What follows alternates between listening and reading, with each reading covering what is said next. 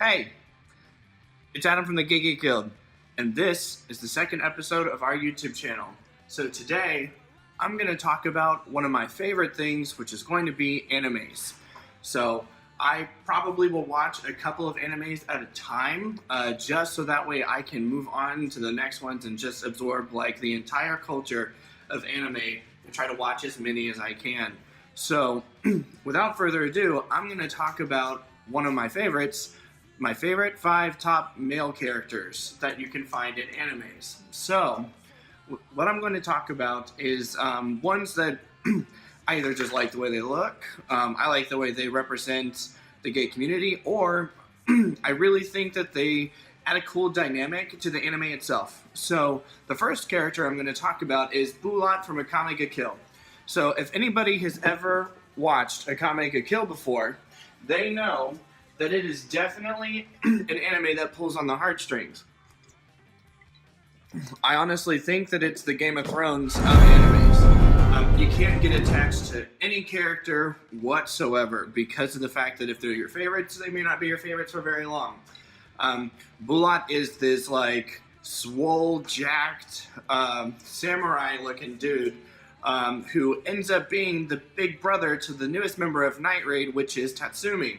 So there's a really cool dynamic that's there, and they just openly go out and just say that he is gay in the anime, which is really cool. But he doesn't have any of those stereotypical features, personality traits that you necessarily would find. The only thing that you really see is like a cool closeness between a male and a male character. Tatsumi just happens to be a straight character, but it is still really cool to see that type of representation where the character is just not super feminine, not wearing makeup, just because I feel like a lot of gay characters in animes themselves are really caricatures, not really anything else. Number 2, I'm going to talk about, it's one that came out a few years ago. It's Apachai from Kenichi. So if anybody has watched this, it's a young protagonist. He pretty much is trying to be the defender of the weak when he himself is also weak. So he ends up becoming part of this training process, and he ends up getting a bunch of senseis. Apachai being my favorite, because he ends up being he's like a martial arts boxer fighter, and the thing that's really cool about him is the fact that, he seems very severe, like he would fuck somebody up, but he ends up being like super lovable, cuddly, kind of a goofball. And it's not something that you see with somebody who has that type of posterior, so it's really cool to kind of see that in an anime. So that's why he made my list. I also really liked his relationship that he had with Kenichi, just because of the fact that it was a little different than the others.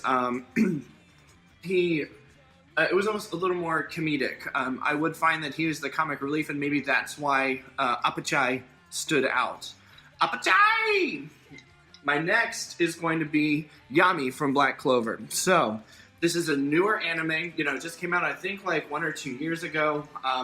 Currently getting new episodes, so you could easily kind of catch up, binge the shit out of that, and then you'll end up right where the new episodes are going to be. I guess I tend to like a lot of these young protagonists because this falls within the same category. Yami ends up being the head of the Black Bulls, which are basically like a League of Guardians.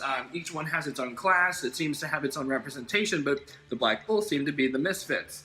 And Yami has to be the person that teaches all of them and guides them in their forms of magic to make them better, to reach their next full potential. He's very brooding, super attractive, and he also, even though he seems very devoid of emotion at times, or he doesn't seem supportive of his subordinates on his team, you can definitely tell that he's one of those that kind of internalizes it, and when push comes to shove, in times of great need, he definitely shows that he does care in a very Yami type of way.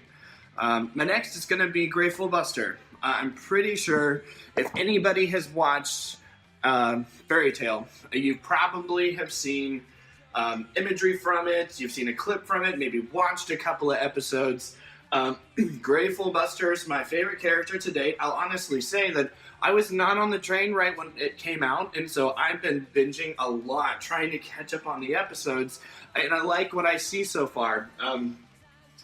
Gray Fullbuster kind of has like this orphan type of origination.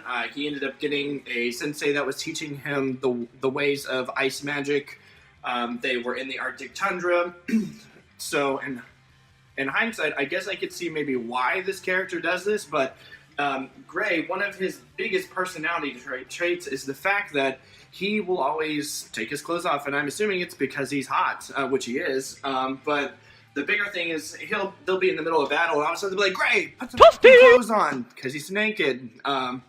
You do get a couple of ass shots in there, which are kind of nice, but overall, he's a really fun character. He really gives Natsu a run for his money. It seems like they're both trying to be the young buck there at the Fairy Tail Guild. So really cool to see that character. And I really just like his whole image, like the way he's drawn, his character.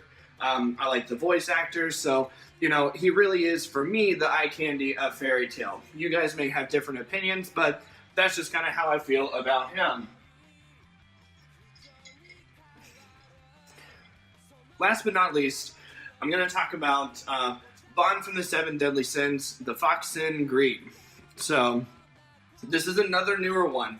Really like this character because of the fact that, you know, he seems just like cool and suave, and that, you know, he seems to be very self-motivated. Only wants to stick around for a fight if it actually benefits him. Only wants to do something if it benefits him. But he will end up cooking for like the entire Seven Deadly Sins.